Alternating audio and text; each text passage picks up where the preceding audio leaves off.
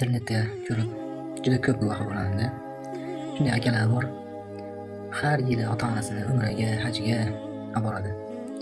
Va undan tashqari yana ko'plab shaharlarga safar safa qiladi.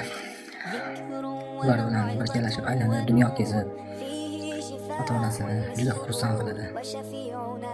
Nima demoqchiman? Men ham bularni ko'rib juda ham havas qilaman. Allohdan so'rayman, ota-onam bilan dunyo kezib, avvalambor umra, haj safarlarida ziyorat qilaylik. Inshaalloh. Inshaalloh bo'ladi bir kun. Men ham o'sha akalarga o'xshagan, ota-onasini rozi qiladigan, ota-onasiga chiroyli munosabat va ularni doimiy xizmatida tayyor turadigan insonlardan qilishni so'rayman. Va hamma birodarlarimizga, hamma aka-uka, opa-singillarimizga so'rayman. Inshaalloh. Haqiqiy do'st bu ota-ona. Boshingizga davlat kelsa haqiqiy suyunadigan, haqiqiy boshingizga g'am kelsa g'am chekadigan do'st bu ota-ona. Ota-onang yo'ling yorituvchi sham, qo'lingda shaming bo'lsa sen uchun ne g'am deydilar.